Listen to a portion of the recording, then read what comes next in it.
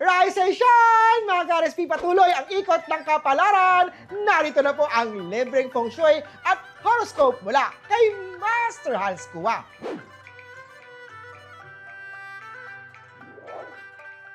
Simulan natin sa mga pinanganak ng Year of the Rat. Mistakes are proof that you are trying and growing. May task na kailangan mong ulitin at makakatanggap ka ng maganda. Huwag ito damdamin. White at 6. Kay Ox naman tayo, maaaring makakita ng opportunities sa hindi mo inaasahang kontak o kaibigan. Lagi be ready dahil sa bawat pabor ay may kapalit yan. Lalo na sa mga taong hindi genuine ang pagtulong. Yellow at 3. Tiger naman tayo, may boss o senior na susubok sa patience mo. Smile and survive today. Good luck! Green at 1. Sa mga Year of the Rabbit, kung pakiramdam mo ay laging mabigat at parang hindi umaayon ang araw sa iyo, makakatulong ang paglagay ng silver coin sa ibabaw ng tubig na baso. Iwan ito sa tabi ng bintana buong araw at itapon ang tubig pagsapit ng dilim.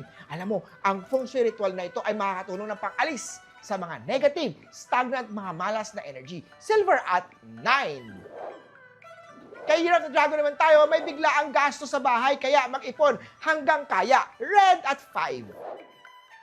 Kay Snake naman tayo, sharing wisdom is a way of multiplying blessing. May lalapit na gustong humingi ng advice. Pakinggan mo siya. Good karma ito. Violet at 4.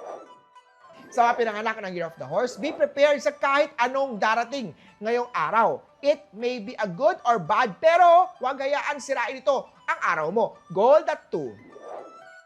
Kay Goat naman tayo, magsilbing inspirasyon sa ibang tao. Mag-ingat sa salitang binibitawan. White at 7. Monkey naman tayo, may papuri kang matatanggap today. Stay humble. Kahit puro papuri lang, pero wala namang dagdag sa sweldo, sa sahod. Talaga, purple at 1. Rooster naman tayo, maraming ginagawa ka. Gumawa ka muna ng checklist para hindi ma-overwhelm sa dami ng trabaho. Blue at 6. Oh, pinanganak ng Year of the Dog ka ba? Posibleng makabangga ng taong masungit. Bantayan ang tono ng boses para makaiwas sa wala namang kwentang away o issue. Sayang oras lang yan. Ikaw ay maging kalmado. Pink at 3. Kay Year of the Pig naman tayo, tandaan na leadership is not about the position, but about the service. Kung papaano mo ito iaangat ang mga kasamahan mo.